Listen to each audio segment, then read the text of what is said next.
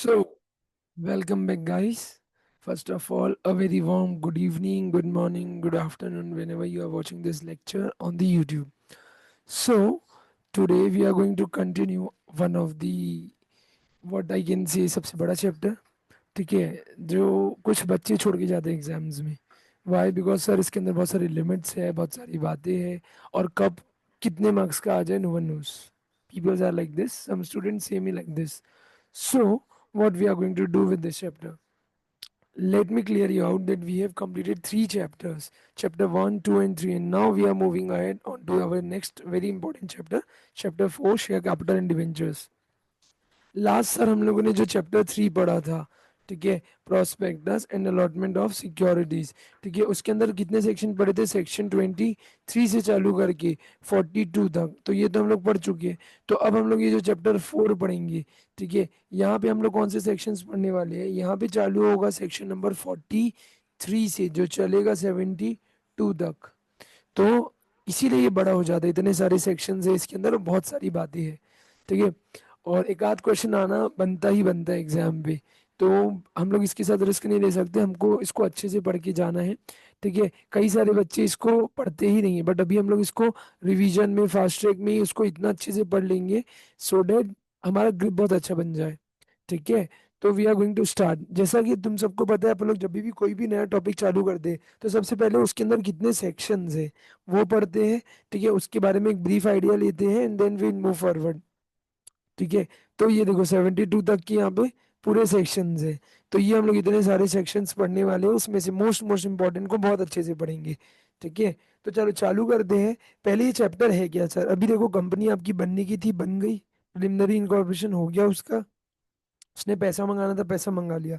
पैसा मंगाते हैं ना, तो उसी से रिलेटेड एक चीज होती है अलॉटमेंट, ठीक है। तो अब ये बोले कि पैसा तो मंगा लोगे आप शेयर के फॉर्म में, डेट के फॉर्म में, तो उसको समझना है। तो अगर आप शेयर की सिक्योरिटीज के फॉर्म में अगर आप पैसा मंगा रहे हो, डिवेंचर्स के फॉर्म में पैसा मंगा रहे हो, तो क्या रूल्स और रेगुलेशन है कि कितने टाइप के शेयर्स होते हैं, किस टाइप के डिवेंचर्स होते हैं, उनका नेचर क्या होता है, शेयर सर्टिफिकेट्स क्या होते हैं, उनमें वोटिंग राइट्स होता है कि नहीं होता है, ठीक है, शेयर होल्डर्स के राइट्स को क्या कम ज्यादा किया जा सकता है, ठीक है। इसके अलावा calls on advances, calls in arrears और ये सब जो होता है ना, ठीक है, वो हो गया। फिर share premium, discount, sweat equity shares and many other topics are going to come here.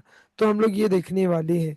यहाँ पे जो सबसे पहला सेक्शन चालू होता है सेक्शन 43, जो क्या बताता है काइंड्स ऑफ शेयर कैपिटल की सर। सबसे पहले तो शेयर क्या होता है, शेयर कैपिटल क्या होता है, ठीक है, वो ये बताएगा। फिर अगर ये इसका टाइप बता दे कि अगर ये दो टाइप के हैं तो दोनों के टाइप के बारे में डिफरेंस बताएगा, इक्विटी एंड प्रेफरेंस, ठीक है। इसके अंदर ही हम लोग इससे रिलेटेड रूल्स में हम लोग पढ़ लेंगे DVR, अगर किसी को पता है तो। क्या किसी को पता है DVR का फुल फॉर्म क्या होता है? फटाक से बताना मुझे चैट में।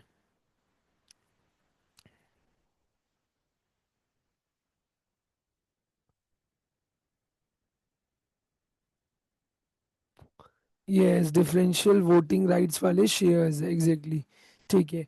तो बस वही चीज़ यहाँ पे है। DVR के बारे में पढ़ेंगे जिसमें एसेंशियल कंडीशंस है, फिर शेयर्स का नेचर कैसा होता है, क्या वो मूवेबल प्रॉपर्टी होता है कि नहीं होता है, हर शेयर का डिस्टिंक्ट नंबर होता है क्या, शेयर सर्टिफिकेट कैसे होते हैं, फिजिकल शेयर्स में होते हैं, डीमेट में होते नहीं होते हैं, ये सब पढ़ेंगे। तो ऐसे करके बहुत सारी बातें पढ़ेंगे, ठीक है। तो अभी मैं एक एक के डेप्थ में तो नहीं जा रहा हूँ, ठीक है, क्योंकि हम लोग को डेप्थ में पढ़ना ही है। तो हम लोग as usual, you guys know कि हमारे पास ये लिमिट्स वाला चार्ट है, ठीक है, मैं ये भेज दूंगा। अभी अंडर प्रिपरेशन इसमें कुछ कुछ चीज़ें मुझे अभी और ऐड ऑन करनी बची है, थोड़ा सा इसको फैंसी बनाना बचा है, ठीक है। तो जैसे ही हो जाएगा मैं आप लोग को भेज दूंगा, बट फिर भी अभी जितना रेडी है you guys can continue with this, ठीक है। तो आज अपन लोग चालू करने वाले एक फ्रेश चैप्टर जिसका नाम है शेयर कैपिटल एंड डिबेंचर्स, ठीक है। तो ये भी दो पार्ट में आप बोल सकते हो चैप्टर बटा हुआ है, जैसे वहां पे आपने पढ़ा था public issue and private placement के बारे में, तो वैसे यहाँ पे शेयर कैपिटल और डिबेंचर्स, तो ऐसे करके सेक्शंस बटे हुए। अब इसमें आप क्या देखोगे, अगर कॉन्सोलिडेटेड शेयर्स लिखने तो 43 से 70, और अकेला सेक्शन 71 टॉक्स अबाउट डिबेंचर्स। तो ये हम लोग ऐसे करके देखने वाले हैं, ठीक है। तो सर आ जाओ, क्या है ये शेयर्स, क्या होते हैं, शेयर के रिलेटेड कॉन्सेप्ट पढ़ेंगे। तो आ जाओ एकदम डेप्थ में, जो भी पॉइंट्स उठे मोस्ट प्रोबेबली सारे पॉइंट्स आपके मॉड्यूल से उठे हुए हैं, ठीक है। तो और कुछ पॉइंटर्स जो इसके अंदर आपको दिखेंगे, जो पूरा लिमिट्स वाला चार्ट है, जो पहली बार लेक्चर देख रहे होंगे उनको मैं बता दूं, इसमें हम लोग सब चीजें कवर कर दे, कोशिश करते कि एवरीथिंग शेल बी हियर। ठीक है, जिससे कि बच्चे के लिए वो बहुत आसान हो जाए, बहुत ईजी हो जाए पढ़ना और करना।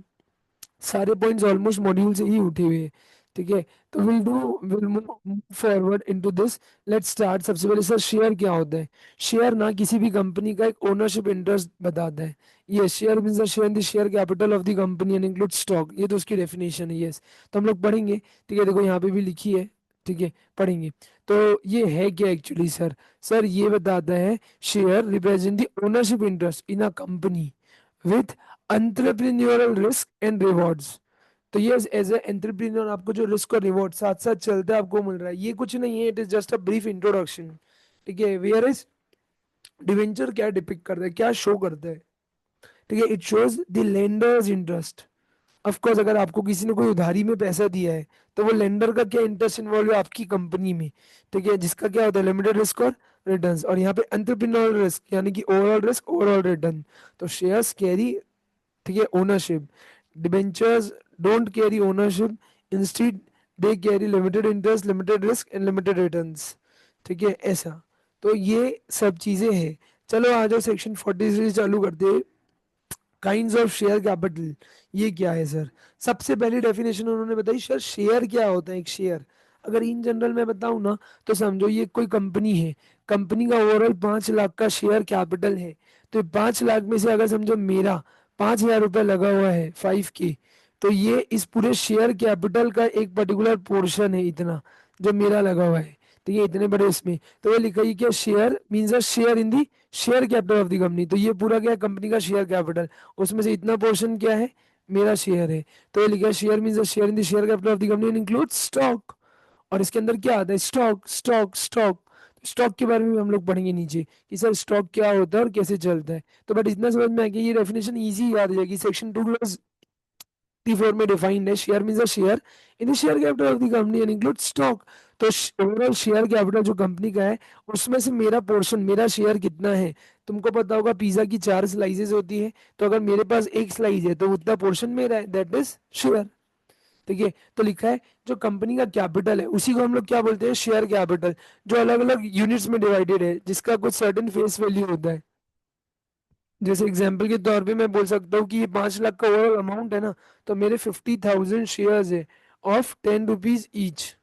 तो ये अपने आप ही आ जाएगा ऐसा, है ना। और लिखा है share is not a sum of money but an interest measured in a sum of money. So it's not just a share a sum of money, but it is an interest which is measured in sum of money and made up of various rights contained in the contract, including the right to sum of money of or more or a less amount. एकदम easy, समझ में आ रहा है। और ये क्या कह रही करते हैं तुमको पता है ना, बहुत सारे राइट्स। ठीक है, शेयर के अंदर होता ही क्या है? बहुत सारे राइट्स कैरी ऑन करता है वो। ठीक है, जो कि कॉन्ट्रैक्ट में बताए गए हैं। अब मेन इंपॉर्टेंट आ जाता है सर, स्टॉक क्या होता है? स्टॉक बहुत कम जगह डिफाइंड होता है। तो यार देखो, स्टॉक क्या है? अगर कंपनी अपने सारे फुल्ली पेड अप शेयर्स का एक बंच बना ले और उसको कन्वर्ट कर ले स्टॉक में, तो वो क्या बन जाता है? स्टॉक। क्या लिखा है? If a company undertakes to aggregate, ठीक है, मिला लेना, अग्रीगेट कर लेना fully paid up shares of various members as per their request and merge दो शेयर्स इनटू वन फंड, तो उस फंड को ही क्या बोल देते हैं? स्टॉक। तो अलग अलग शेयर्स को मिला के क्या बना लेना? स्टॉक। इन मोर सिंपल वर्ड, स्टॉक क्या है? कलेक्शन है किसका? या बंडल, अभी बताया। ठीक है, bundle off fully paid up shares. तो जो फुल्ली पेड अप शेयर्स होते हैं उनका एक बंडल बना लेना और उसको एक डिनोट करना, दैट इज स्टॉक। समझ में आया क्या? ठीक है, तो ये हो गया यहाँ तक। अब आता है sir, what makes stock different? Stock क्या है सर? हमेशा याद रखना, इट इज अ लमसम। जबकि शेयर क्या होता है? वो स्मॉलेस्ट यूनिट है पूरे कैपिटल का। ये ओवरऑल कैपिटल, इसका एक पर्टिकुलर पोर्शन। समझ में आ रहा है? ये अगर पोर्शन है तो ये क्या हो गया? उसका एक स्टॉक शेयर हो गया। ठीक है, और ओरिजिनली शेयर्स इशू होते हैं, स्टॉक इशू नहीं होता है। जबकि स्टॉक तो केवल कन्वर्ट होता है, वो भी कौन से शेयर्स का? फुल्ली पेड अप शेयर्स का। और आफ्टर स्टॉक आफ्टरवर्ड्स, तो stock is not issued originally but it is obtain bye conversion of what? Fully paid up shares. तो फुल्ली पेड अप शेयर्स का जब कन्वर्जन होता है तो याद है, तो लिखा the stock is not issued originally but is obtain by the conversion off fully paid up shares. आया गया? अगर आ गया तो बताओ। देखो ये ना रेफरेंस में आ सकता है, that is why it coated here. बहुत सारे लोगों की बुक में ये होगा भी नहीं। ठीक है, तो प्लीज याद रखना कि स्टॉक और शेयर का डिफरेंस देखिए ना आज के बाद। ठीक है, तो कभी भी वो पूछ सकते हैं स्टॉक पहले से मतलब पैदा होता है या नहीं। पैदा तो शेयर ही होता है, इशू तो शेयर ही होता है। शेयर ही जब फुल्ली पेड अप हो गया हम उसको कन्वर्ट कर सकते हैं विद सर्टेन प्रोसीजर स्टॉक में। एंड वाइस वर्सा भी होता है। आया क्या सबको? ओके, सबको है ना? ग्रेट। चलो, तो नेक्स्ट वाले टॉपिक में आ सकते हैं हम लोग। Great great great. चलो नेक्स्ट वाले टॉपिक में आते हैं हम लोग। अब sir kinds of share capital में ही तो थे हम लोग, हाँ। तो काइंड्स ऑफ शेयर कैपिटल दो टाइप का बताया, क्या बताया? पहला तो या तो इक्विटी या सेकंड प्रेफरेंस। इक्विटी पढ़ने के पहले प्रेफरेंस पढ़ना पड़ता है। तो डायरेक्टली आ जाओ प्रेफरेंस। प्रेफरेंस का मतलब होता है जब आप कोई चीज के लिए स्पेसिफिक किसी को तवज्जो दे रहे हो, प्रेफरेंस दे रहे हो। तो लिखा है प्रेफरेंस शेयर कैपिटल क्या कैरी करता है? Preferential right. सर किस चीज का? With respect to the payment of dividend and repayment of capital. मतलब हम लोग ये बताया, अगर तू प्रेफरेंस शेयर होल्डर है ना, तो देखो इक्विटी वाले से पहले क्या मिलेगा? डिविडेंड, पेमेंट ऑफ डिविडेंड, उसका प्रेफरेंस मिलेगा, उसमें प्रायोरिटी मिलेगी। और रीपेमेंट ऑफ कैपिटल जब कंपनी वाइंड अप होगी। वाइंड अप होगी मतलब जब कंपनी बंद होगी। जब कंपनी बंद होगी तो जो कैपिटल सबको बचता है उसमें तेरा लाइन पहला होगा, तू पहले नंबर पे होगा, तेरे बाद इक्विटी वाला होगा। तो देखो क्या मिला उससे? Preference. That is why they are termed as preference share capital, preference shares. तो प्रेफरेंस शेयर्स जो प्रेफरेंशियल राइट कैरी करता है, किन चीज का? दो चीज का। पहली चीज क्या है sir? Payment of dividend. Second क्या है? Repayment of capital in case of winding up of a company. Hope so समझ में आया होगा। अगर ये आया तो बताओ, फिर आगे बढ़ता हूँ।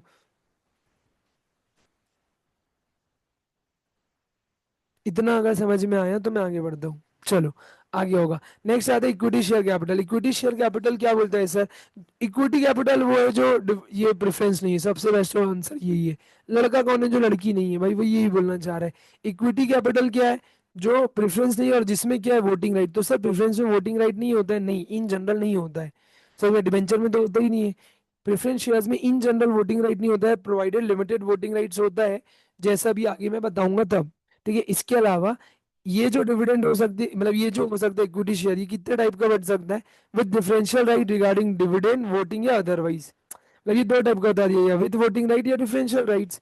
ठीक है, तो वो लिखा है with normal voting right, with differential voting rights. वापस sir, voting right, normal voting right with differential right. Right या तो डिविडेंड कम ज्यादा मिलेगा या वोटिंग कम ज्यादा मिलेगी। ये है क्या सर? ये तो बताओ जो पहली बार पढ़ रहे हैं, मेरी बात समझो। होप्स आपने इसको पहले सुना होगा, नहीं सुने तो थोड़ा सा समझ लो। डिफरेंशियल वोटिंग राइट, डीवीआर, ये क्या होता है? इसमें जब कंपनी शेयर्स इशू करती है तो ये हो सकता है कि समझो दो शेयर होल्डर है या दो क्लास ऑफ शेयर्स है। ठीक है, तो उसमें आप ये समझ लो कि जैसे हो सकता है अगर मैं मिस्टर ए हूँ, मेरे को क्या अच्छा लगता है? मेरे को ना डिविडेंड अच्छा लगता है, मेरे को वोटिंग राइट से कोई मतलब नहीं है। और मिस्टर बी है, उसको ना वोटिंग राइट सबसे अच्छा लगता है, उसको डिविडेंड से कोई मतलब नहीं है। तो मेरे को ना ऐसा शेयर मिलेगा जिसमें वोटिंग राइट कम होगा, डिविडेंड ज्यादा होगा। 10 शेयर मैंने लिया, 10 शेयर उसने भी लिया, लेकिन उसको 10 शेयर में ज्यादा वोटिंग राइट और मेरे को कम वोटिंग राइट, उसी में मेरे को ज्यादा डिविडेंड उसको कम डिविडेंड, माइट भी ऐसा हो। तो इसी को बोलते हैं डिफरेंशियल वोटिंग राइट्स। अब ये डिपेंड करता है, बोलना इजी है बट इसकी कंडीशंस बहुत सारी होती है रियल लाइफ में, प्रैक्टिकल लाइफ में, है ना। तो आपको वो फॉलो करनी पड़ती है, बट इसकी कंडीशन जो है हम लोग आगे चल के पढ़ेंगे। जस्ट अभी आ जाएगा, तो जब आएगा तब पढ़ेंगे। ठीक है, चलो। एक्चुअली ये चैप्टर को मैंने डेप्थ में कवर किया है क्योंकि ये बड़ा चैप्टर है, कई सारे बच्चे इसको छोड़ देते हैं। तो कभी कभी आप जब रेगुलर लेक्चर नहीं कर पाते, तो अगर आप ये फास्ट ट्रैक लेक्चर को भी अच्छे से देख लोगे, बिलीव मी ऑन दिस, ये आपको बहुत बहुत ज्यादा हेल्प करेगा। ठीक है, तो प्लीज उसको ध्यान में रखना। चलो आओ, ये क्या बोलना चाह रहा है? ये बोलना चाह रहा है पार्टिसिपेशन इन सरप्लस। सबसे पहला तो लिखा है आपको after receiving their fix preferential amount, जो प्रेफरेंस शेयर होल्डर्स है वो may get a share in the remaining surplus. बोले तो इक्विटी का जो बचता है, इक्विटी पूल मतलब इक्विटी के लिए जो बचा है, बट ओनली इफ उनको ये वापस से और पार्टिसिपेट करने तभी दिया जाएगा अगर such rights were clearly mention in A. और ये कहाँ पे लिखा था? टर्म्स ऑफ इशू में। मतलब कि आपने जब प्रेफरेंस शेयर इशू किया था तब उसमें आपने ये चीज लिखी थी। और साथ साथ दूसरा, आपने आर्टिकल ऑफ एसोसिएशन में भी ये चीज पावर दी गई, मेंशन्ड है। अगर ये दोनों कंडीशन फुलफिल होती है तो हम लोग क्या मानते हैं कि ये प्रेफरेंशियल वालों को इक्विटी के पूल में भी जो भी रिमेनिंग सरप्लस है उसमें पार्टिसिपेट करने का राइट है। अब ये प्रिजम्पशन क्या बोल रहा है, अगर ये राइट मेंशन नहीं है, if no such right is mention, तो जो प्रेफरेंस शेयर्स है are treated as non participating by default. तो स्पेसिफिकली अगर मेंशन नहीं है तो आपको ऐसा माना जाता है कि आप क्या नहीं हो, पार्टिसिपेटिंग नहीं हो। मतलब देखो, आपको आपका खुद का डिविडेंड और ये सब कुछ तो मिल ही रहा है ना। सो इन जनरल आपको मतलब ये नहीं मिलने वाला, लेकिन अगर आपके लिए स्पेसिफिकली एओए में पावर है, राइट दिया गया और टर्म्स ऑफ द इशू भी अलाउ कर दे, this two things match up ना, then only you will get it. समझ में आया? ओके। तो लिखा है unless it is clearly mention that they are non cumulative, the law presumes their cumulative nature, just because preference holders को protect करने के लिए। क्यूमुलेटिव नॉन क्यूमुलेटिव समझते होंगे आप लोग, आई होप सो। ठीक है। और cumulative dividend non cumulative dividend के सेंस में समझते हो, आगे आएगा और बताऊंगा। ठीक है। समझो ये क्या लिखा है, can a company have only preference share capital? क्या जबरदस्त क्वेश्चन है। Answer: It may be noted that while a company may have only equity share capital, but it cannot only have preference share capital. This is why, because preference shareholders have certain preferential rights over equity. तो equity का होना जरूरी है ना, तभी तो आपको क्या समझ में आएगा, प्रेफरेंस। प्रेफरेंस का वर्थ तब समझ में आएगा, नहीं तो कोई वर्थ ही नहीं रहेगा। समझ में आ रहा है? तो वही चीज यहाँ पे लिखी हुई है। चलो नेक्स्ट है, दस in the absence of equity share capital there can not be preferential share capital. तो अगर इक्विटी नहीं है तो प्रेफरेंस का तो फिर क्या ही मतलब है, क्योंकि इक्विटी से प्रेफरेंस मिलता है प्रेफरेंस वालों को। अगर इक्विटी ही नहीं है तो प्रेफरेंस का होना नहीं होना पॉसिबल ही नहीं है ना एक तरीके से। तो ऐसा, तो अगर क्या कभी इंस्टीट्यूट ऐसा क्वेश्चन पूछ सकती है? यस सर, ये भी हमारे मॉड्यूल में है। यस। तो प्लीज इसको ध्यान में रखना, सब लोग एक बार अच्छे से पढ़ लो वर्डिंग्स के लिए। मैं तुमको इसको थोड़ा ऊपर कर देता हूँ, you guys can read this, जितना पार्ट मैंने वो किया एक बार पढ़ लो, फिर मैं आगे बढ़ता हूँ।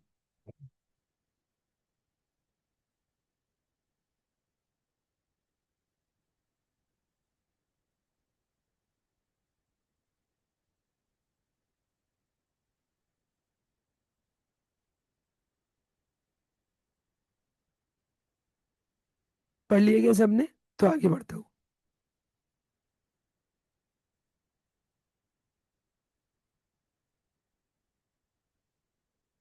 चलो, शेल वी प्रोसीड? ओके। तो क्या लिखा है? नेक्स्ट बोलो सर, इक्विटी के बारे में तो बताओ। एक नंबर भाई, मैंने अभी थोड़ा सा तो बताया था। इक्विटी क्या है? जो प्रेफरेंस नहीं है, आदमी क्या है? जो औरत नहीं है, वही चीज लिखा है। Share capital which are not preference share capital are equity share capital. तो इक्विटी शेयर कैपिटल कैसी क्लासिफाइड है? या तो विथ वोटिंग राइट्स, नॉर्मल जैसे कि plain vanilla. Plain vanilla because some equitable और सेम वोटिंग राइट्स, मतलब सब सेम चलता है। समझ में आ रहा है? सेम राइट्स है सबके लिए। और विद डिफरेंशियल वोटिंग राइट, इसी को हम लोग बोलते हैं DVR। ठीक है। इसके ऊपर एक क्वेश्चन आने की, शॉर्ट नोट आने की, कोई ना कोई प्रोसीजरल पार्ट से क्वेश्चन आने की संभावना रहती है। Question can be asked weather in September, weather in January और weather in May, can be asked. Okay, तो आप जब के लिए भी देख रहे हो, इट कैन बी आस्क्ड। तो लिखा है sir, section 43 shall not apply to, ये भी इंपॉर्टेंट है, IFSC पब्लिक और प्राइवेट कंपनी जिसके मेमोरेंडम आर्टिकल में अलग से ये बातें लिखी गई है। मतलब सेक्शन 43 की जो बातें थी, ये किसके ऊपर नहीं लगी? IFSC पब्लिक या प्राइवेट कंपनीज के ऊपर में। ठीक है, जिनके मेमोरेंडम या आर्टिकल में कुछ और इसके अलावा भी लिखा हुआ है। यहाँ तक ये तो ठीक था। मेन पॉइंट में आ जाओ, वेरी इंपॉर्टेंट पॉइंट। देखो, मैं जनरली ना रूल याद करने नहीं बोलता हूँ। ठीक है, वाई? बिकॉज थोड़ा सा रिस्की हो जाता है। ठीक है, जब रेगुलर क्लास में करते हैं तब याद कर लेते हैं, बट यहाँ पे बोलूंगा कि तुम करो। तो अगर DVR के ऊपर क्वेश्चन आता है तो how you will write? You will write कि रूल 4 जो है किसका सर? कंपनीज ब्रैकेट में शेयर, क्या ये चैप्टर का नाम ही क्या है? शेयर कैपिटल एंड डिवेंचर्स, उसी के रूल्स। तो share capital and debentures rule 2014 14 के रूल जैसे समझ लो सब। ठीक है, तो वही चीज यहाँ पे लिखी हुई है, आपको लिखना है। मतलब आपको कैसे लिखना है? As per section 43 of the Companies Act 2013 and rule, read with rule 4 of the companies bracket में share capital and debentures bracket close rules 2014। क्या है? DVR की कंडीशंस बताई गई। अगर आज आपको डिफरेंशियल वोटिंग राइट्स वाले शेयर्स इशू करने हैं तो कुछ बातें नीचे बताई गई है, आपको वो फुलफिल करना है। ठीक है, once you fulfil them then only आपको ये चीजें क्या बोलते हैं कर पाओगे। तो सर क्या क्या कंडीशंस है, आ जाओ मेरे साथ। सबसे पहले, अगर आज आपको DVR इशू करना है तो आपको ऑथोराइजेशन इन आर्टिकल्स चाहिए सर। मतलब आपका जो आर्टिकल ऑफ एसोसिएशन होगा ना, वो आपको स्पेसिफिकली ऑथोराइज कर रहा है। ठीक है, आपके आर्टिकल ऑफ एसोसिएशन में स्पेशल पावर है, ऑथोराइजेशन है, ठीक है, आपको ऑथोराइज करे कि मालिक आप डीवीआर इशू कर सकते हो, कर सकते हो तो कर लेंगे। पहला, डीवीआर के लिए एओए में पावर होनी चाहिए। सेकेंड, आपको इन जनरल क्या पास करना है, ओआर, ऑर्डिनरी रिजोल्यूशन। लेकिन अगर आप लिस्टेड हो तो आपको थ्रू पोस्टल बैलॉट करना है। पोस्टल बैलॉट आई थिंक मैंने पहले भी बताया है, आगे और बताऊंगा। अभी बस इतना जिसको बेसिक पता है वो याद रखना, जिसको नहीं पता एक तरीके से समझ लो कि घर बैठे वोटिंग का एक फैसिलिटी है जो आज के डेट में ई वोटिंग के थ्रू ही हो जाता है। ठीक है, तो ये लिखे ओआर, ओआर मतलब ये नहीं, ओआर मतलब ऑर्डिनरी रिजोल्यूशन। ठीक है, अगर लिस्टेड हो तो थ्रू पोस्टल बैलॉट। ठीक है, ये ऐसे एकदम सही, section 110, very good very good. ठीक है, याद रखना चाहिए, ऐसे ही ना याद हो जाता है, बहुत ही अच्छी बात है, आई लाइक दिस, कि सेक्शन 110। फिर है वोटिंग राइट्स। अब सर ये इंपॉर्टेंट पॉइंट है, ठीक है, इसके ऊपर ना you will find a question. ठीक है, कभी कभी ये लिमिट कम ज्यादा के ऊपर में you can find a question. ये क्या बोलना चाह रहे हैं, ये बोलना है सर अभी आप जो वोटिंग राइट्स दे रहे हो डीवीआर के ऊपर, मतलब जो डीवीआर वाले शेयर्स इशू कर रहे हो, करते करते करते करते मैक्सिमम कितना कर सकते हो आप, 74% तक। उसके ऊपर मत जाना of your total voting power, मतलब टोटल 100% वोटिंग पावर में मैक्सिमम डीवीआर वाले शेयर्स कितने हो सकते हैं, 74% at any point of time, at any point of time. ठीक है, कभी भी अगर आप करोगे, करते करते करते करते कितना मैक्सिमम हो सकता है, 74%। उसके ऊपर जाके डीवीआर और इशू मत करना, समझ गए, ऐसा तो प्लीज याद रखना, 74% इज वेरी इंपॉर्टेंट।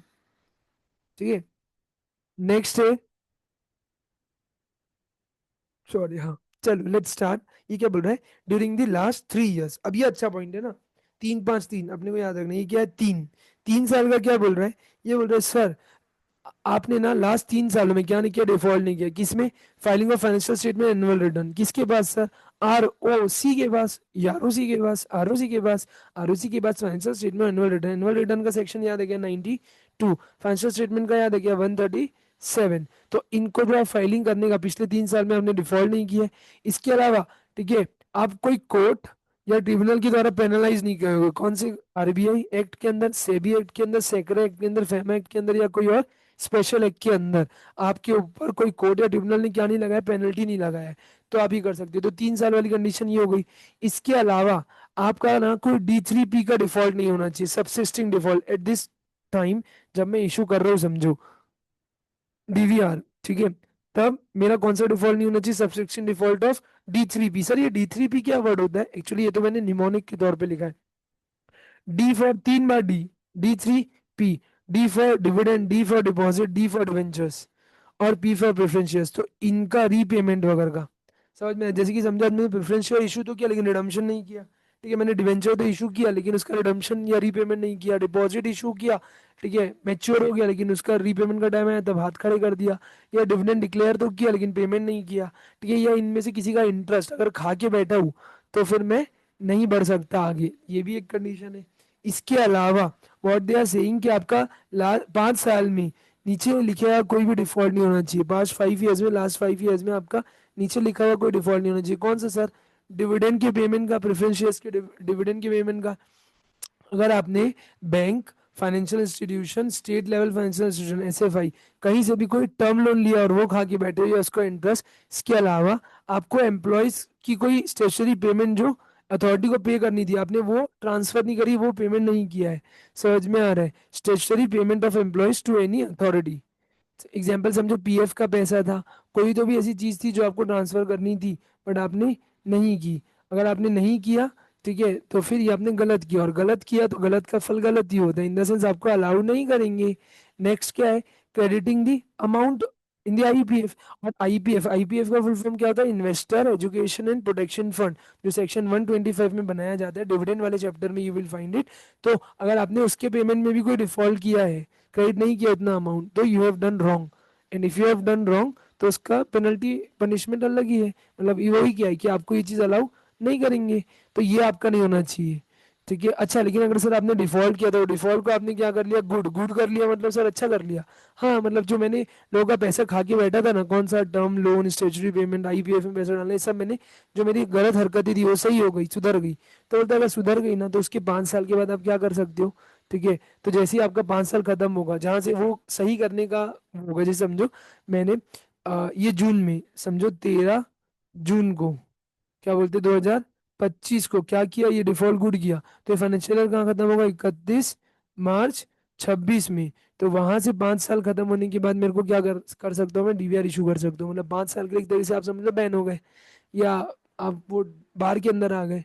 ठीक है, वही बोलना चाह रहे हैं। इसके अलावा फिर बोल रहा है prohibition on conversion of existing equity share to DVR and vice versa. अच्छा, आप ये नहीं कर सकते कि आपका नॉर्मल वाला शेयर है तो आप उसको डीवीआर में कन्वर्ट करा लो जाके, और डीवीआर को नॉर्मल इक्विटी में करा लो। इधर से उधर, उधर से इधर आना जाना अलाउड नहीं है। आप इधर से उधर नहीं जा सकते, उधर से इधर नहीं आ सकते, नॉर्मल से डीवीआर, डीवीआर से नॉर्मल, ये पॉसिबल नहीं है। और आखिरी बोल रहा है DVR holders shall enjoy the same rights. ठीक है, and as of the normal equity holders, मतलब कि आप इनके साथ भेदभाव नहीं करोगे। बाकी जो mutatis mutandis same to same जो इनको राइट्स बाकियों को मिलते हैं, इनको भी मिलेंगे। बस इनके साथ कम ज्यादा कब होगा, एस टू डिविडेंड या एस टू वोटिंग, जिसमें भी इनका डिफरेंशियल राइट है, बाकी राइट्स तो इनके सेम रहेंगे। होप सो ये समझ में आ गया होगा। ये बहुत सारा चीज़ है इसके अंदर, देखो इतनी सारी कंडीशन है। तो मॉड्यूल उठा के देखो, ये बहुत बड़ा लगेगा, लेकिन मैंने इसमें ऑलमोस्ट सब चीज़ कवर करते हुए भी इसको शॉर्ट किया है। मतलब अगर आपने ये लिख दिया ना, भगवान कसम 5 में से 4.5, 5 में से 4.5 फॉर श्योर मिलेगा। अंडरस्टूड ना, वेरी गुड। बाकियों को भी आ गया ना। देखो अच्छा टॉपिक है ये, है ना, बहुत सारे लोग इसको समझ ही नहीं पाते हैं।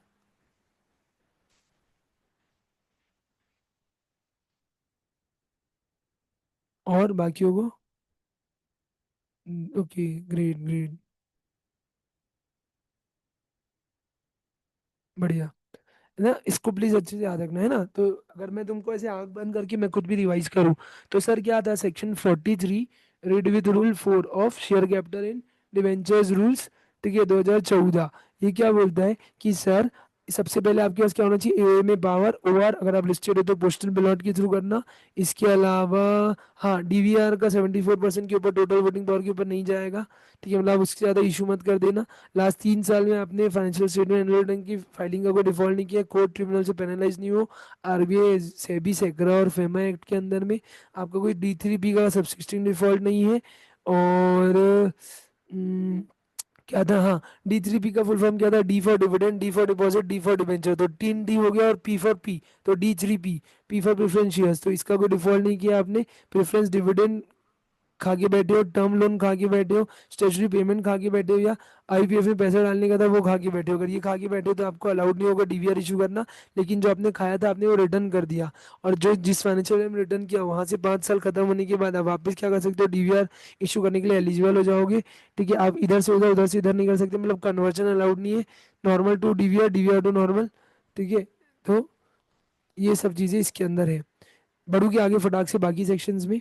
चलो, तो हमने रिवाइज कर लिया। इतने बार बोलने का पर्पस होगा, वाई, बिकॉज ये इंपॉर्टेंट है, आज नहीं तो कल कभी ना कभी कोई ना कोई एग्जाम में तो आना ही आना है इसको। नेक्स्ट सर सेक्शन 44 बताओ ना, nature of shares and debentures. Sir shares कैसे होते, shares are in general movable property and transferable, जैसा बताया जाएगा। ठीक है, shares are in general movable property and transferable in the manner as provided. एक सेकंड रुकना, तुम लोग एक बार ये वाला पॉइंट पढ़ोगे क्या, फोर्थ वाला। मैं एक सेकंड में आ रहा हूँ हाँ? एक छोटा सा डिस्टर्बेंस।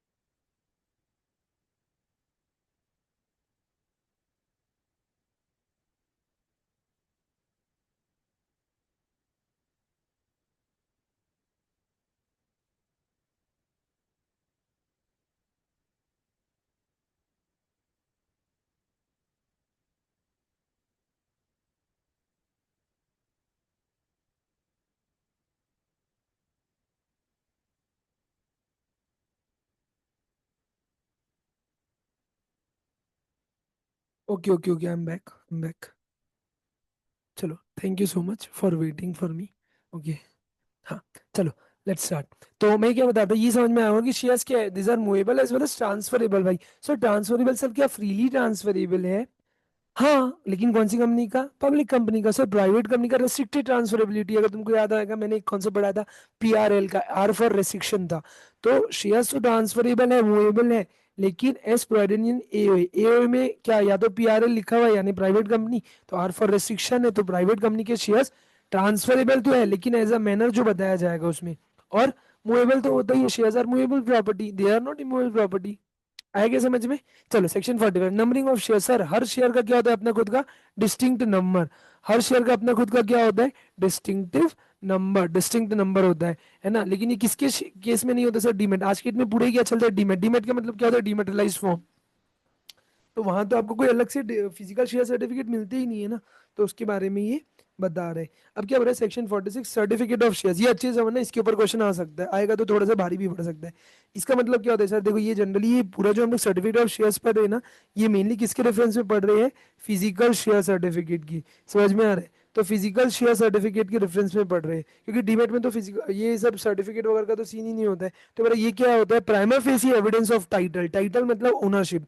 तो भाई मैं ही इन 100 शेयर्स का ओनर हूँ, ये मैं कैसे प्रूफ करूंगा? अगर मेरे पास सबसे पहले प्राइमर फेसी क्या है? Certificate of shares. तो उन शेयर्स के ऊपर अगर जो सर्टिफिकेट होता है वो मेरे पास है, तो I am the prima facie owner of those shares. I own those shares, I am having that ownership. फिर लिखा share certificate shall be issued on surrender of letter of allotment. तो आप लेटर ऑफ अलॉटमेंट दोगे तो आपको क्या मिलता है? Share certificate as per the resolution pass by the board. ठीक है, लेटर ऑफ अलॉटमेंट क्या होता है? जब आप एप्लीकेशन देते हो, है ना, शेयर अलॉटमेंट के लिए एप्लीकेशन देते हो, आपका एप्लीकेशन एक्सेप्ट होता है तो आपको शेयर अलॉट होते हैं। 50 शेयर के लिए अप्लाई किया था, 50 शेयर अलॉट हो गए। 50 शेयर के लिए अप्लाई किया था, 20 शेयर अलॉट हो गए। तो जो भी अलॉटमेंट लेटर होता है वो आपको सरेंडर करना पड़ता है। फिर लिखा है सर्टिफिकेट ऑफ शेयर्स कौन से फॉर्म में होता है? इन जनरल SH1 के फॉर्म में। ठीक है, या जो भी पॉसिबल हो वहां तक के फॉर्म फॉर्मेट में होगा। फिर एक कैसे इशू होता है? Under the common seal. Company का क्या लगेगा उसके ऊपर? Common seal. लेकिन सर कॉमन सील जरूरी है क्या? नहीं। तो फिर कौन साइन करेगा? 2 डायरेक्टर। अच्छा, अगर आपकी कंपनी में क्या है? कंपनी सेक्रेटरी, तो डायरेक्टर और कंपनी सेक्रेटरी, एक डायरेक्टर एक CS साइन कर लेगा। ठीक है, तो जहाँ पे भी कंपनी सेक्रेटरी अपॉइंटेड है, इससे बहुत अच्छा ऑथेंटिकेशन हो जाता है। इसके अलावा अगर आपका क्या है? डिपॉजिटरी फॉर्म में शेयर्स है, तो डिपॉजिटरी का ये जो सर्टिफिकेट होता होगा कि फिर अलग से नहीं। तो केवल क्या है? अगर आपका नाम कहाँ पे लिखा हुआ है? डिपॉजिटरी के रिकॉर्ड में, तो वही क्या बन जाता है? प्राइमा फेसी एविडेंस कि आप ही उसके असली में क्या हो? बेनिफिशियल ओनर हो, आप ही को बेनिफिट मिलेगा, आप ही को सारे राइट्स मिलेंगे। समझ में आया क्या? मेरी बात समझना। डिपॉजिटरी फॉर्म में क्या होता है? हम लोग हमारे सारे शेयर्स ना डिपॉजिटरी को दे देते हैं। तुमने सुना होगा depository, depository participant, NSDL, CDSL का नाम सुना है? सेंट्रल डिपॉजिटरी सर्विसेज लिमिटेड और ये सब, ये हमारे इंडिया में हमको ये वाली सर्विसेज देती है। तो सर होता क्या है? अगर डीमेट फॉर्म, डिपॉजिटरी के फॉर्म के थ्रू आपके पास शेयर्स है, तो जो रिकॉर्ड वो मेंटेन करता है, तो वो भी एक बुक्स, अपनी बुक्स मेंटेन करता होगा। उस बुक्स में मेरा नाम लिखा है, mister Ravish Vyas owns 100 shares of Reliance Industries Limited. तो मेरा नाम अगर वहां पे लिखा है, मेरे नाम के सामने जितने शेयर लिखे हैं, उतने शेयर्स का मैं ओनर हूँ। ठीक है, तो अलग से फिर फिजिकल शेयर सर्टिफिकेट नहीं आता। ठीक है, नेक्स्ट। सर इंपॉर्टेंट क्या है? इंपॉर्टेंट तो ये है भाई, रिन्यूड या डुप्लीकेट शेयर सर्टिफिकेट। क्या सर डुप्लीकेट शेयर सर्टिफिकेट नाम की भी कोई चीज होती है? यस। तो रिन्यूड या डुप्लीकेट शेयर सर्टिफिकेट भी होता है। तो डुप्लीकेट शेयर सर्टिफिकेट इशू कैसे होगा सर? तो लिखा है डुप्लीकेट में बी इशूड इफ ओरिजिनल इस क्या हो गया? दो तीन चीज क्या? सबसे पहले लॉस्ट या डिस्ट्रॉयड, खुम गया या खत्म हो गया। ठीक है, डिस्ट्रॉय हो गया, या डीफेस्ड, उसका मुखड़ा खराब कर दिया तुमने, एग्जाम्पल के तौर पे समझो। म्यूटिलेटेड और टर्न आउट, या, है ना, तो आपने ये कुछ भी कर दिया। मतलब अगर आपके साथ ये हो गया, तो आप क्या करोगे? ओरिजिनल सर्टिफिकेट, अगर आप सर्टिफिकेट सरेंडर करते हो कंपनी को, तो कंपनी आपको उसके बदले क्या देती है? डुप्लीकेट। तो लिखा है कंपनी इसके लिए क्या चार्ज कर सकती है? फी, जो मैक्सिमम कितनी होगी? 50 रुपीज पर सर्टिफिकेट। तो पर शेयर सर्टिफिकेट के ऊपर 50 रुपीज चार्ज कर सकते हो। एंड मैक्सिमम है ना ये। फिर लिखा है no fee shall be payable percent. अच्छा ये अच्छा है, लेकिन आप कब फी नहीं लोगे? जब आप शेयर सर्टिफिकेट खुद से दे रहे हो। वो कब देते हो? जब आप स्कीम ऑफ अरेंजमेंट, जो कि हाई कोर्ट या सेंट्रल गवर्नमेंट या ट्रिब्यूनल ने सैंक्शन किया है। ये क्या है सर? स्कीम क्या होता है सर? स्कीम मतलब एक अग्रीमेंट, अरेंजमेंट समझ लो। जैसे समझो हम लोगों ने अपने ट्रिब्यूनल, अपने क्रेडिटर्स के साथ, या कोई रिडक्शन ऑफ कैपिटल किया है, आएगा भी सेक्शन 66 में। या हमने अपने क्रेडिटर्स के साथ कुछ अरेंजमेंट किया है, मर्जर अमलगमेशन हो गया, तो वहां पे होता है ना भाई, दो कंपनी मिलके एक हुई। अब मैं इस कंपनी का था, जो कंपनी मर गई, और मैं नई वाली कंपनी का शेयर होल्डर बन रहा हूं, तो मेरे को मिलेगा ना। तो भाई इसमें आप मेरे से पैसे तो चार्ज करोगे, इसमें तो आप खुद से मेरे को नया सर्टिफिकेट दोगे। ऐसा। फिर लिखा है अगर सर अनलिस्टेड कंपनी है तो लिखा है जो डुप्लीकेट शेयर सर्टिफिकेट होगा वो कितने दिन के अंदर दिया जाएगा? 3 महीना। प्लीज इसको इंपॉर्टेंट मार्क करके रखना। MCQ, MCQ, MCQ के लिए इंपॉर्टेंट है, तो प्लीज याद रखना। तो लिखा है अगर आप अनलिस्टेड कंपनी हो, तो जो डुप्लीकेट शेयर सर्टिफिकेट इशू होगा with in a period of 3 months होगा। और लिस्टेड कंपनी के केस में जो सर्टिफिकेट होगा वो within a period of 45 days होगा। ठीक है, from the date of submission of all the documents, company को रेस्पेक्टिवली अपने सारे डॉक्यूमेंट्स सबमिट कर दियो। तो अगर आप सारे डॉक्यूमेंट सबमिट कर दोगे तो आपको कितने दिन के अंदर हो जाएगा? ठीक है, अगर आप अनलिस्टेड हो तो 3 महीना, और लिस्टेड हो तो जल्दी आधा, 45 दिन के अंदर में हो जाएगा। आया क्या समझ में? ओके, होप सो आ गया होगा, अगर आ गया है तो मुझे बताना। ठीक है, ओके। तो लिखा है record of renewed and duplicate share certificate to be maintain in form SH2 and shall be preserved permanently. समझ में है? मतलब SH1 में तो हम लोग ओरिजिनल शेयर सर्टिफिकेट इशू का रिकॉर्ड रखते हैं, डुप्लीकेट का कहाँ रखते हैं? SH2 में। ठीक है, और ये कितने साल तक संभालना है? जिंदगी भर परमानेंटली संभालो। इसके अलावा सर, सारे बुक्स जो किसके रिकॉर्ड मेंटेन के रिगार्डिंग है, शेयर सर्टिफिकेट के लिए, उसको हमेशा गुड ऑर्डर में रखना है। कितने साल के लिए? Not less than 30 years. और अगर डिस्प्यूटेड केस है तो जिंदगी भर संभाल के रखो। तो वही लिखिए, जितने भी सर्टिफिकेट सरेंडर हो रही है, ठीक है, बी डिफेस्ड। डिफेस करना मतलब समझो, अगर आज तुम लोगों ने बस ये लिखा है, अब इसमें थोड़ा नाम अता पता सब चीज लिखी हुई है, तो इसको पहले तो काटा पीटी, मतलब इसको वो करो ना भाई, इसमें या तो उसको काट दो, जिससे कि क्या है, कोई फर्दर उसको अपना बना के कुछ उसमें कम ज्यादा टेम्परिंग ना कर पाए। और प्रिंटिंग द वर्ड कैंसल, तो वही सबसे अच्छा वर्ड क्या होता है, मेरी बात समझो, जैसे हम लोग टिकट्स में भी करते हैं ना, पोस्ट टिकट्स में। तो जैसे यहाँ पे ये जो सर्टिफिकेट में सारी बातें लिखी हुई है, समझो एग्जाम्पल के तौर पे, ये तुमको दिख रहा होगा, तो यहाँ पे मैंने क्या लिख दिया? कैंसल्ड। अगर ये लिखा हुआ है इतने बड़े बड़े अक्षरों में, मतलब अब ये सर्टिफिकेट का कोई वर्थ नहीं रहा, अब ये खत्म हो गया है। in the old old letters in the bold letters, so sorry, in the bold letters।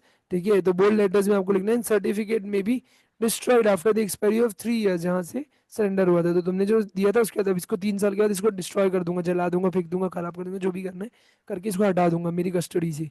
फिर लिखा है share certificate is not a negotiable instrument. Share certificate is not a negotiable instrument. Share certificate is not a negotiable instrument.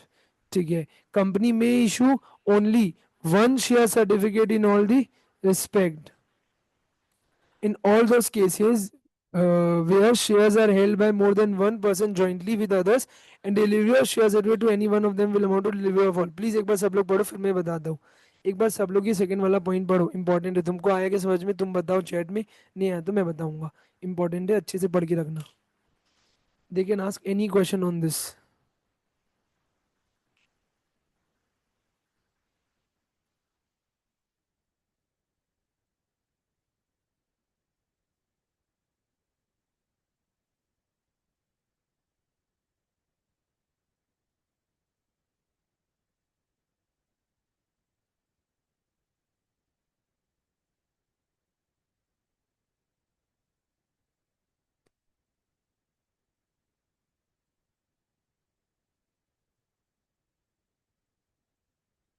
आया?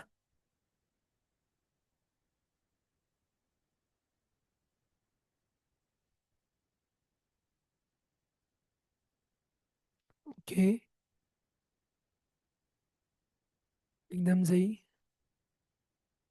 हाँ, joint share holders को मान के चलो एक ही सर्टिफिकेट देना है, और उनको अगर आपने दे दिया तो क्या माना जाएगा कि सबको मिल गया। एग्जाम्पल के तौर पे मैं, तबस्सुम, दिव्या, नेहा, ठीक है, और भी 4 लोग हैं समझो।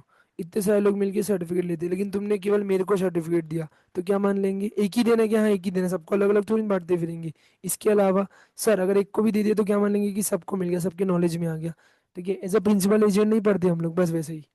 सर समझ में आ गया होगा, आई होप। इंपॉर्टेंट था, समझ में आ रही है, MCQ में पूछ सकते हैं, आजकल इंस्टीट्यूट का कोई भरोसा नहीं। फिर क्या सर, अगर मैंने डुप्लीकेट शेयर सर्टिफिकेट इशू करने में कोई डिफॉल्ट किया तो क्या पनिशमेंट होगा? With the intent to default, मतलब मैंने कुछ तो भी 3-5 किया, तो कंपनी के ऊपर एक छोटू सा फाइन। ठीक है, छोटू सा दिख रहा है तुमको, इतना है नहीं।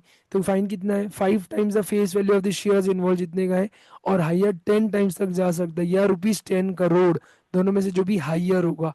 साथ साथ एंड, आप ऑफिसर जो डिफॉल्ट में 47 में मरेगा। 447 एक्चुअली तुमको चैप्टर 3 में मैंने लास्ट वाले लेक्चर में बताया पूरा पूरा, कि कहाँ तक सजा हो सकती है, वहां तो 10 साल की जेल भी हो सकती है। समझ में आया क्या? आई थिंक 46 के साथ हम लोगों ने पूरा कवर कर लिया है सारे इंपॉर्टेंट चीज जो तुम्हारे मॉड्यूल में। You go and check it with module, believe me, सब कुछ कवर है 99.99% श्योरिटी के साथ। जो इंपॉर्टेंट है मेरे हिसाब से, मैंने सब कवर किया इसमें। ठीक है, so hope this helps. Shall I continue to the next point?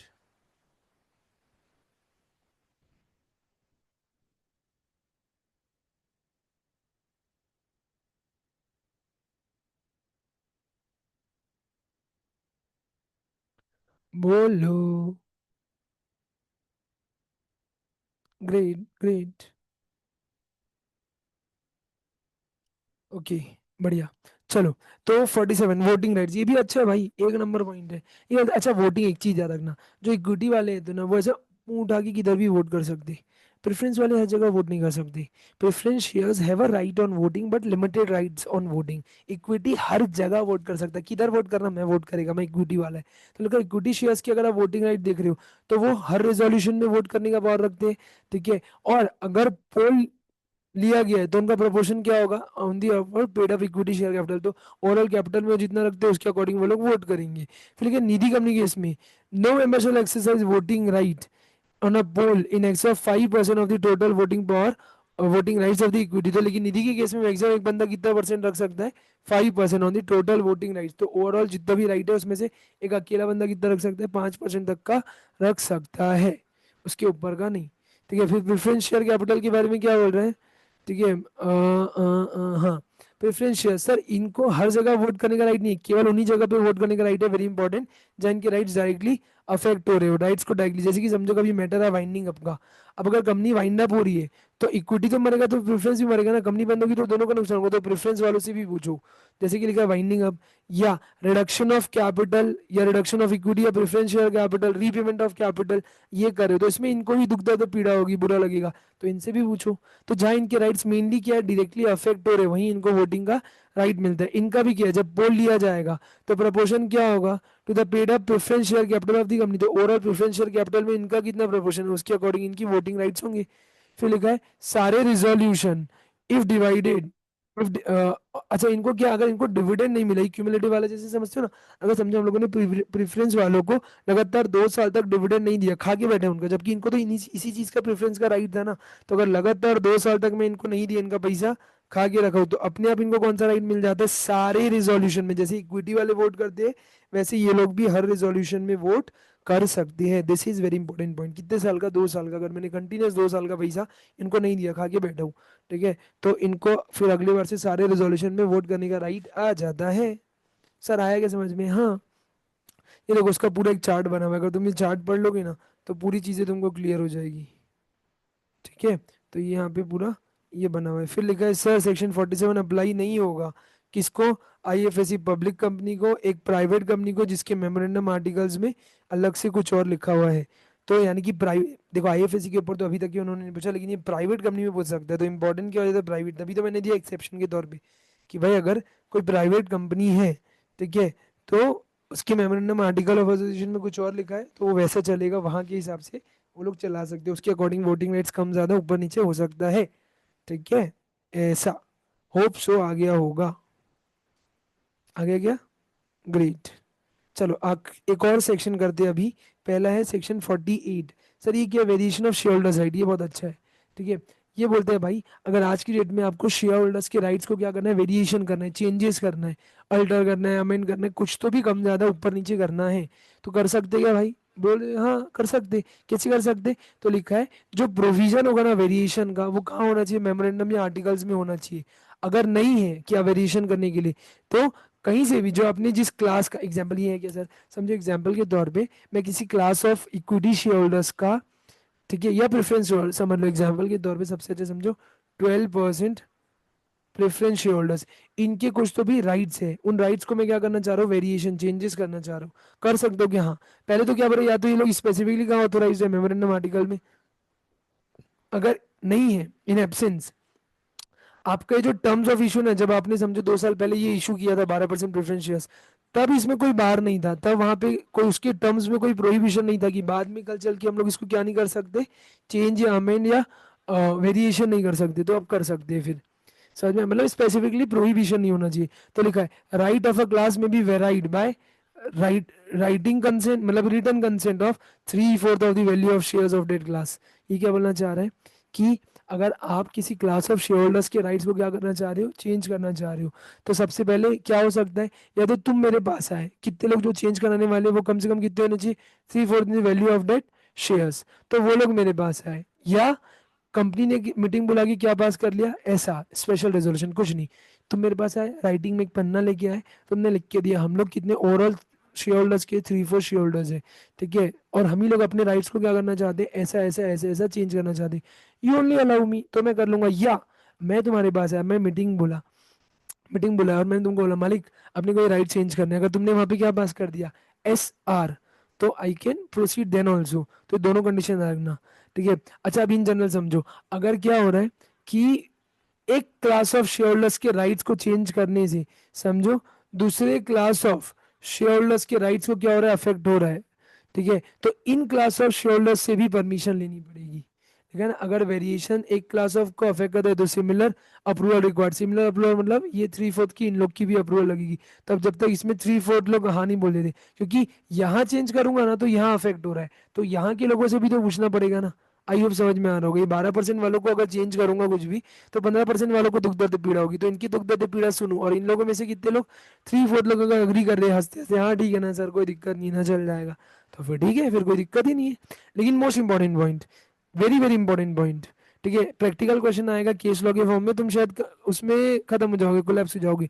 ये बोल रहा है कि holders of at least 10%, holder of at least 10%, holder of at least 10% shares, समझो जो कंपनी में कम से कम 10% शेयर्स रखते हैं उस क्लास का, जिन्होंने क्या नहीं दिया, कंसेंट या फेवर में वोट नहीं किया रेजोल्यूशन के, और वो ट्रिब्यूनल के पास रोते रोते जाते अप्लाई करते हैं कि मालिक ये गलत हो रहा है, गलत हो रहा है, तो ट्रिब्यूनल, तो जब तक वेरिएशन इफेक्ट में नहीं आएगा, जब तक ट्रिब्यूनल इसको डिसाइड नहीं कर लेता कि आपने जो किया वो सही किया या गलत किया, सही किया तब तो फिर इफेक्ट में आ जाएगा, गलत किया तो उसको रोकेगा ट्रिब्यूनल।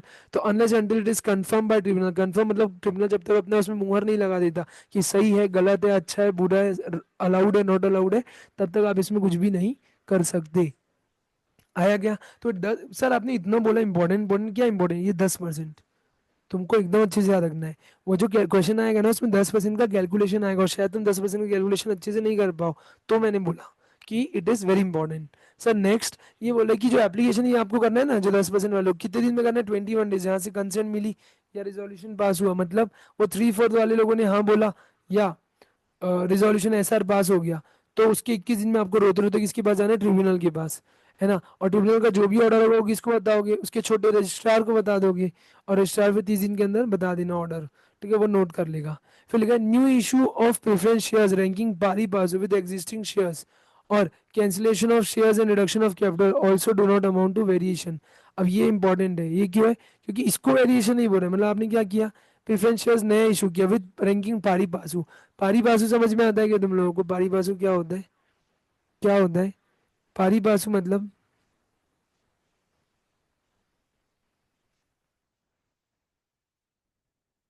बताओ।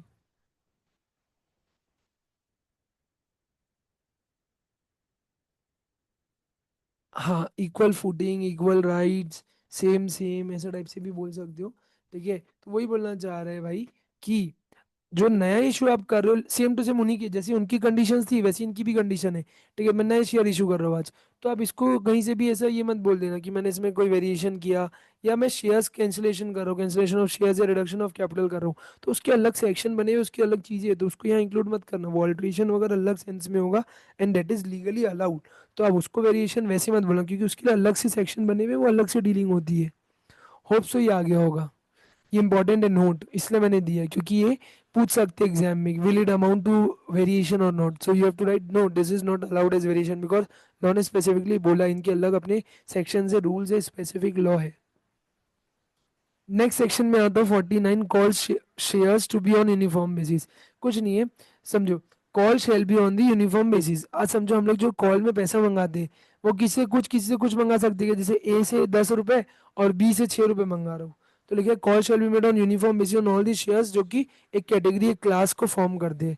तो वो लिखा है same value is not equal to same class if amounts paid are different. ये इंपॉर्टेंट है, तो सेम फेस वैल्यू होना, वो सेम क्लास होना ये जरूरी नहीं है, अगर अमाउंट्स पेड किया है उनके सबके अलग अलग। तो shareholders can partially pay the call amount if they want, but must pay the balance later. भले अभी कितना दे सकते, आधा अमाउंट, लेकिन बाद में तो कितना देना पड़ेगा, पूरा। आया क्या? होप सो आ गया होगा। फिर नेक्स्ट है calls in advance. Sir calls in advance क्या होता है, तो लिखे कंपनी चाहे तो कॉल्स इन एडवांस एक्सेप्ट कर सकती है अगर स्पेसिफिकली ऑथोराइज है अपने आर्टिकल ऑफ एसोसिएशन से। इंपॉर्टेंट है क्या सर? यस, इंपॉर्टेंट है, यस। तो कंपनी एक्सेप्ट कर सकती है कॉल्स इन एडवांस अगर स्पेसिफिकली ऑथोराइज्ड है वो बाय अपने आर्टिकल ऑफ एसोसिएशन से। तो company can accept the calls in advance. ठीक है, इसके ऊपर लास्ट अटेम्प्ट में शायद क्वेश्चन भी आया है। ठीक है, तो वो तुमको स्पेसिफिकली क्या याद करके रखना है, अच्छे से याद करके रखना है। इसके बाद 2 पॉइंट पढ़ो तो।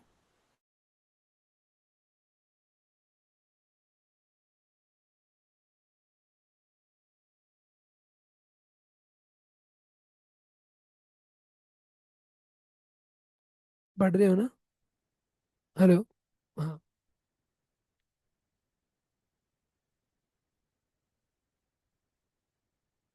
बचपन में तुमने पढ़ा होगा ये। ठीक है। किसी ने जनवरी वाला अटेम्प्ट दिया था क्या?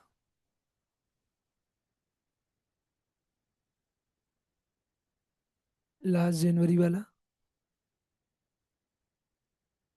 No one?